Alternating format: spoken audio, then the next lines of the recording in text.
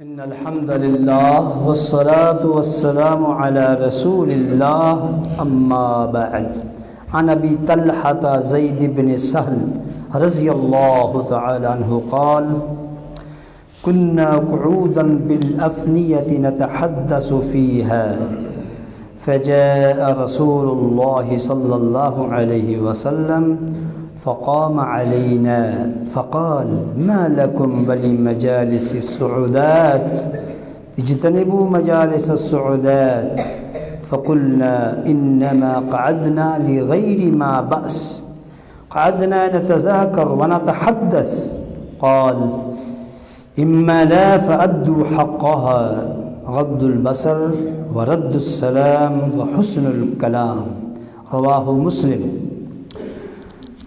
سیدنا ابو طلحہ زید بن سہل رضی اللہ تعالی عنہ سے روایت ہے، انہوں نے کہا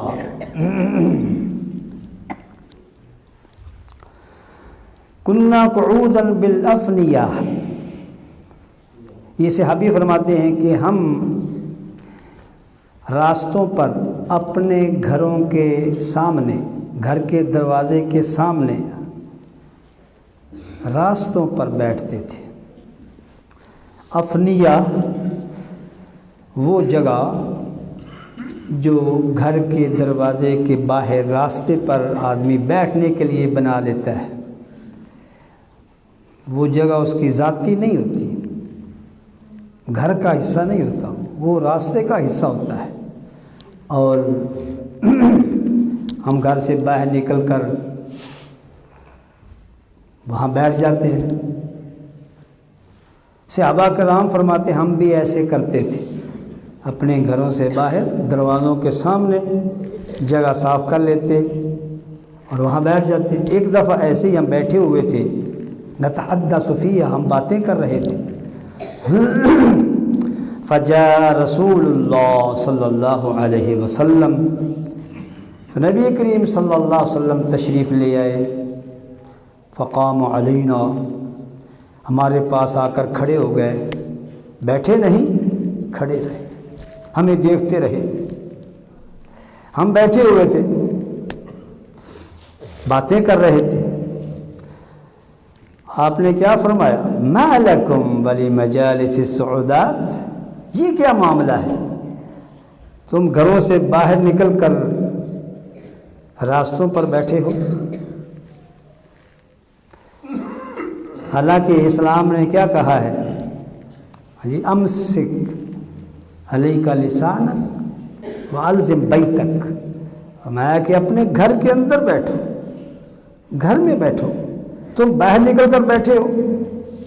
ما لکم ولمجالس السعودات، فرمایا کہ اجتنبوا مجالس السعودات، بچو، گھر سے باہر نکل کر راستوں پر بیٹھنا، اس سے بچو، اجتناب کرو۔ ہم نے کیا جواب دیا؟ فقلنا، ہم نے کہا یا رسول اللہ انما قعدنا لغیر ما بأس، ہم جو ادھر بیٹھے ہیں ہم کوئی غلط کام نہیں کر رہے، گناہ نہیں کر رہے، ہم تو ویسے بیٹھے ہیں، نتذاکر و نتحدث، ہم ایک دوسرے کے احوال پوچھتے ہیں، ایک دوسرے کی خیریت پوچھتے ہیں، اچھی باتیں کرتے ہیں، گفتگو کرتے ہیں، کوئی ایسا کام نہیں کر رہے جس میں شریعت کی مخالفت ہو، ایسی باتیں نہیں کر رہے کہ کسی کی غیبت کر رہے ہوں، کسی پر تہمت لگا رہے ہوں۔ تو نبی کریم صلی اللہ علیہ وسلم نے کیا فرمایا؟ اما لا فأدوا حقها، اگر تم باز نہیں آتے، اگر تم راستوں پر بیٹھنے سے باز نہیں آتے، اس عادت کو نہیں چھوڑتے، تو پھر راستوں کا حق ادا کرو۔ تم ادھر بیٹھے ہو تو پھر ادھر بیٹھنے سے تمہیں راستے کا حق ادا کرنا ہوگا، وگرنہ گناہ گار ہو جاؤ گے۔ اگر راستے کا حق ادا نہیں کرو گے تو پھر ادھر بیٹھنا تمہارے لیے نقصان دہ ہوگا، تمہارے دین کے لیے، تمہاری دنیا کے لیے، تمہارے معاشرے کے لیے، وہ کیا کام؟ میں غض البصر، راستے کا حق کیا ہے؟ اپنی نگاہ کو جھکانا۔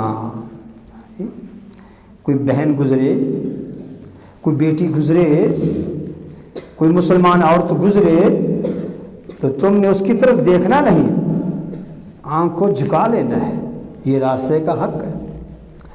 ورد السلام، گزرنے والا اگر تمہیں اسلام کہے، السلام علیکم کہے تو اس کا جواب دینا ہے، یہ راستے کا حق ہے۔ وحسن الکلام، اور راستے کا حق یہ ہے کہ تم نے جو بھی بات کرنی ہے اچھی بات کرنی ہے۔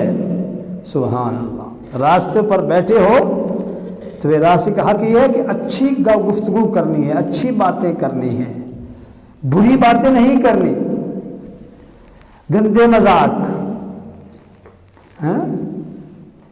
ایک دوسرے کو گالی گلوچ، ایک دوسرے کی غیبت، یہ کام نہیں کرنے۔ اور آج ہم دیکھتے ہیں کہ راستوں پر بیٹھ کر راستوں کا حق دبایا جا رہا ہے، اللہ گزرنے والے کو پریشان کیا جاتا ہے۔ اور پچھلی حدیث میں جو کل میں نے سنائی تھی 5 کام تھے، آج کی حدیث میں ایک کام اور بھی ہے، ایک حق اور بھی ہے، وہ حسن الکلام ہے۔ یہ نہیں راستوں پر بیٹھ کر آپ گانے بجائیں، بینڈ باجے بجائیں، تالیاں بجائیں، سیٹیاں بجائیں، یہ گندے کام ہے۔ اچھی بات کرنی ہے راستوں پر بیٹھ کر، یہ راستے کا حق ہے۔ اگر تم یہ کام نہیں کر سکتے تو اٹھ جاؤ، چلے جاؤ، اپنے گھر میں چلے جاؤ، راستوں پر مت بیٹھو۔ اللہ تعالی ہمیں ان باتوں پر عمل کرنے کی توفیق عطا فرمائے۔ وآخر دعوانا الحمد للہ رب العالمین۔